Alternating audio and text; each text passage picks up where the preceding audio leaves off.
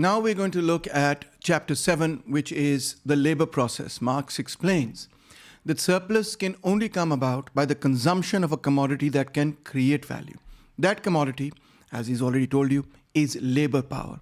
Its use value to the capitalist is that it is a source of value. Its utility to the capitalist is that it can create value. It is the only thing that can create value because by definition, value is basically labor, embodied labor. So labor power in action, we have understood, is labor. And the capacity to do labor is, of course, labor power. Labor power, in turn, produces things that are of use value. They are useful to people. Labor, of course, is also the source of value. Unlike animals, when human beings labor, we build with a purpose. Our activity is already planned in our minds. There are many animals that instinctively build incredible things, but those are by instinct. They are kind of like programmed to build that. They can't change that particular instinct and be creative in the way in which human beings are. So labor is therefore purposive activity. Here we see that the elements of the labor process are threefold. Firstly, of course, is the activity itself, which is the act of working. Second is the thing that you are working on, the material you are working on. And the third aspect are the things that you are working with. So we have the activity itself, we have the things, the subject on which work is being done, and we have the instruments and tools with which work is done on the subject. Raw materials, as well as all instruments, are considered by Marx to be means of production. The word itself is very self-explanatory. Means something that can be used for some other purpose. Means of production, something that can be used for production. And labor is something different and means of production are something different. So when labor power is bought and labor is done to the means of production, that is when we say the process of production is taking place. Man is distinguished from animals by the fact that we are a tool-making animal. And the relics of bygone instruments of labor process possess the same importance for the investigation of extinct economic forms of society as do fossil bones for the determination of extinct species of animals. In other words, you can look and understand the different forms of society by examining the instruments of production that those societies have used. Just as fossils are used to understand the evolution of the species of animals, so the tools that have been used in various societies to do labor can be used to categorize and understand the evolution of human history. It is not the articles made, but how they are made and by what instruments that enables us to distinguish different economic epochs. What an amazing thing. The things that are being made may in fact be the same. We've been making wheat for generations upon generations. We have been making corn and maize and other things for generations upon generations. So maybe the same thing is being made, but now it's being made in a different way. Wheat was being made in a different way when hoe agriculture was being undertaken, and in a completely different way when people started using plow agriculture, when they had settled agricultural communities that had artificial irrigation and so on. You don't examine the movement and development of civilizations by just looking at what kind of things they create, but more importantly, by how they create them. So the instruments and raw materials are themselves in a complete process, evolutionary process of development. All means of production, raw materials as well as instruments, already carry the labor of past ages. It's very important to understand this concept as well, because we often think of raw materials as just occurring naturally. But what we think is occurring naturally is itself occurring as a consequence of the labor of past ages. For example, yes, you may think that plants are growing up naturally, but you don't realize that those plants are growing in a soil which has been prepared by people in the past, which has been, there have been irrigation canals dug there, the soil has been prepared, etc. So in a certain sense, even the raw materials that we use are not purely raw in that sense. They embody themselves the labor of past ages. The same product, of course, may serve as a raw material in different processes. So you may have one thing that can serve as a raw material to produce very different things. It may be used in one as an instrument and in another as raw material. So in one labor process, you may be using it as an instrument, and in another labor process, you may be using it as a raw material, and so on. A finished product may be the raw material for another product. So the fact is that whether something is used as a raw material or as an instrument depends actually on the labor process. Whether a use value is to be regarded as raw material, as instrument of labor, or as product, this is determined entirely by its function in the labor process. It's not determined by its physical properties. A thing of exactly the same physical properties may become an instrument of production, a product, or raw material in different processes of production. By the position it occupies, as this varies, so does its character. So what really is important is the position it occupies in the labor process. That is what makes it raw material or an instrument of labor or a product, etc. It is not actually whether it emerges naturally or doesn't, or what physical properties it has, etc. That's not relevant. The relevant bit is the process, the labor process, where it fits in that labor process determines whether it is a raw material, whether it is an instrument, or whether it is the final product itself. In this regard, we can also therefore understand the distinction between productive consumption and individual consumption.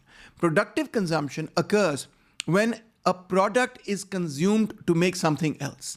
We say, for example, when something is utilized as raw material, when something is utilized as an instrument of production, we call that productive consumption. We also call that consumption because that thing is being consumed, it is being used, it is being utilized. In that sense, it is consumption. But it is consumption in order to create something different, create something new. And in that sense, it is productive because it is producing something different. The opposite is individual consumption, he says. Purpose of that consumption is not to create a product, but in fact to use that product to get use value from it. When a product is used outside of the process of production, we call that individual consumption. And when it is used within the process of production, we call that productive consumption. The value of labor power and the value which that labor power creates in the labor process are now two entirely different magnitudes. This is the crux and the key and the most important point of Das Kapital. It lays the foundation for why workers and how workers are exploited. He says the value of labor power and the value which that labor power creates in the labor process are two entirely different magnitudes. The value of labor power is, of course, what it costs to make labor power. And the value that labor power creates in turn in the labor process is much higher than the value it takes to create that labor power. In other words, there is a difference between the value of labor power and the value that is created through the process of labor. Labor is this value, labor power is a smaller value. And this difference of the two values was what the capitalist had in view when he was purchasing the labor power. Because this difference in the magnitude of these two things, the labor power being less expensive than or costing less or basically being produced with less values than what that labor power is in turn able to produce. The difference between the two is exactly the foundation of surplus value, says Karl Marx. When buying labor power, the capitalist pays for what? He pays for the subsistence, he pays for the procreation and training of the workers. But in productively consuming labor power, the laborer is able to produce more than the value of labor power. The laborer is able to produce not just his subsistence, not just what it costs to procreate and recreate and reproduce the race of laborers, not just what it costs to train and educate the workers, but in excess of that. And the difference between the two, the difference between what it costs to produce labor power and what labor power produces, is basically the origin and basis of surplus value. That is where the capitalist makes his profit from. Production of surplus value, a process which is entirely confined to the sphere of production, is where the profit is generated. So profit is not generated in the sphere of exchange, as we have established from chapter 1 to chapter 5. It's realized in the sphere of exchange. But once you make the first exchange, you buy with it raw materials, instruments, and labor power. You set it to production. And once you have produced with it, you end up with a new commodity. You don't just end up with the raw materials you bought. You don't just end up with the instruments of labor you bought, but you end up with a new commodity. And that new commodity has more value in it than the raw materials and the instruments. Because you bought with a certain amount of your capital, you also bought a commodity which is the source of value, which has the capacity to add value.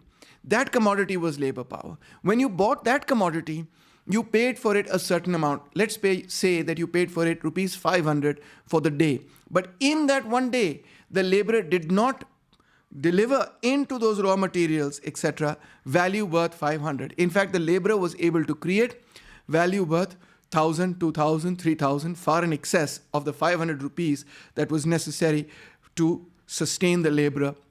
That was the cost of production of labor power. It was much higher than the value of labor power.